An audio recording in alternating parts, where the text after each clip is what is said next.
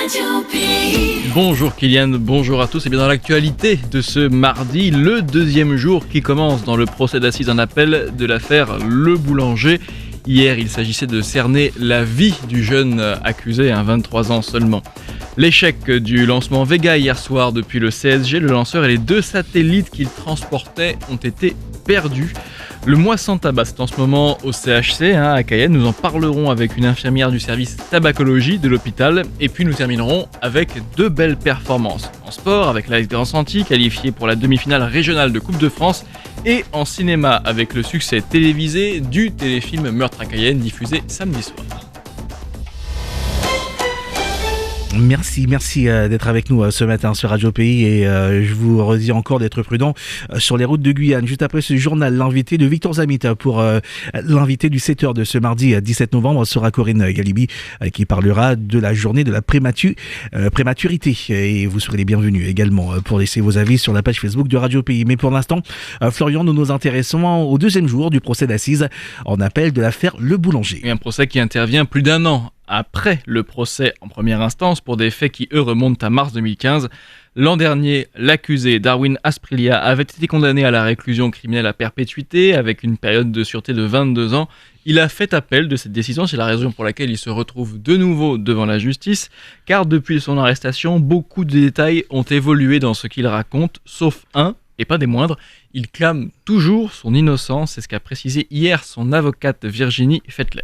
C'est vrai que c'est difficile de savoir exactement les choses avec M. Asprilla. Par contre, la chose sur laquelle il n'a jamais varié, la chose qu'il a toujours dit depuis qu'il a été arrêté, c'est que ce n'est pas lui qui a malheureusement mis fin au jour de Madame Brodick et qu'il était toujours accompagné de 2 personnes. Ça, il a toujours été constant sur ce point. Monsieur Asprilla reconnaît qu'il a fait des choses graves, mais il ne veut pas que lui soit reproché ce crime atroce. Et ça, par contre, on ne peut pas lui enlever ça. Ça a toujours été sa version. Après, sur son enfance, sur d'autres choses ou sur la façon dont les faits se sont déroulés, c'est vrai qu'il y a eu des variantes. Mais bon, ils vont souvent mentir plusieurs fois, surtout des personnes qui ont déjà été confrontées à la délinquance. Et ce n'est que lorsqu'on leur met des éléments matériels sous les yeux qu'ils vont dire oui, effectivement. Mais sinon, voilà, ça c'est quelque chose que l'on peut, moi, à mon avis, aisément comprendre.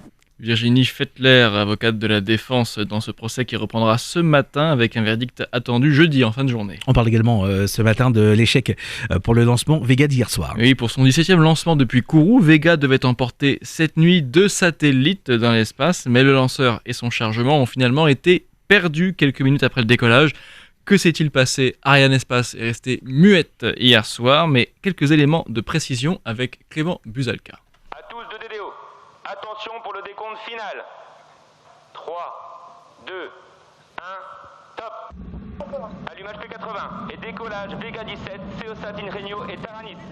22h52, heure de Kourou. Le petit lanceur italien commence sa course vers l'espace. Vega s'apprête à placer en orbite 2 satellites, le premier pour l'Agence spatiale européenne et l'Espagne, et le second pour le CNES, le Centre national d'études spatiales. Tous les paramètres à bord sont normaux. Tout se passe bien au décollage, seulement 8 minutes après avoir quitté la Terre, la fusée perd sa trajectoire, déviée immédiatement après l'allumage du moteur du 4e étage. La fusée est perdue, la mission est un échec. Dans le centre de contrôle à Kourou, la fameuse salle Jupiter, c'est la consternation, surtout qu'aucune explication n'est pour l'heure privilégiée. Les analyses des données de la télémesure sont en cours. C'est en tout cas un coup dur pour Vega qui avait déjà essuyé un échec à l'été 2019. Avec VV17, ce sont surtout d'importants projets scientifiques européens qui sont tout simplement perdus. Précision de Clément Buzalka qui se trouvait donc hier au centre spatial guyanais. Santé avec le conseil scientifique de la CTG qui s'est réuni hier et comme chaque lundi a émis une série de recommandations dont la teneur ne change guère au fil des semaines, sauf ceci, devant la légère augmentation de contamination ces derniers jours dans le département, les experts de ce conseil scientifique de la CTG affirment qu'il faudrait réfléchir à un couvre-feu avec des horaires plus étendue. Bon, il faudra qu'on se penche dessus et bien sûr suivre tout cela avec beaucoup d'attention. Nous serons votre relais auditeur de Radio Pays.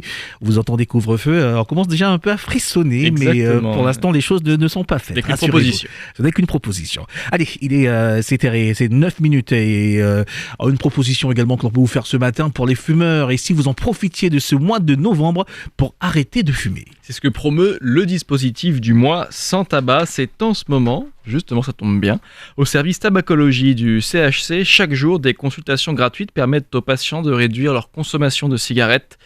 Et, excusez-moi, et nous sommes avec une infirmière en tabacologie justement qui explique que c'est une généralité ce mois sans tabac. Or c'est un problème car chaque cas est particulier. Écoutez. Comme je dis aux patients que je reçois, il ne faut pas mettre la charrue avant les bœufs et ni mettre la barre trop haute parce que quand on met la barre beaucoup trop haute, les patients rechutent. Et des patients qui rechutent, parfois ils se sentent abandonnés. Ce sont des patients que j'ai perdu de vue, que je n'ai pas revoir. Donc moi je vais à leur rythme, à leur niveau, parce que chaque personne a son caractère, chaque personne a des motivations et je fonctionne comme ceci afin de me mettre au niveau du patient avec ses motivations, avec ses objectifs et ne pas trop mettre la barre trop haute. Arrêter de fumer peut se faire du jour au lendemain, dès qu'on est motivé, dès qu'il y a la motivation. Et le mois sans tabac permet aussi de faire aussi de la prévention afin d'inciter un maximum de fumeurs à se décider vers une réduction de tabac ou l'arrêt de tabac. Christelle Panella, infirmière au service tabacologie du CHC. J'ai retrouvé son nom, elle m'excusera, Christelle Panella, infirmière au service tabacologie. Un mot de foot ce matin avec l'AS Grand Santi qui s'est qualifié pour le tour suivant de la Coupe de France. Cap vers la demi-finale régionale donc pour l'AS Grand Santi. Samedi, les joueurs du Maroni se sont imposés 3-0 face à l'ASC Armire de Remire-Montjoly. Une prestation remarquable des footballeurs au stade Edmar Lama. Hector Portos, l'un des entraîneurs de l'équipe, il ne s'attendait pas à une telle victoire et il nous révèle selon lui le secret justement de cette victoire. Prendre du plaisir. Le plaisir au football, c'est ça. Le football, ça fait partie de notre quotidien. C'est le plaisir de jouer, c'est le plaisir, c'est l'envie de gagner, c'est l'envie de faire mal à l'adversaire aussi, par le jeu, bien entendu.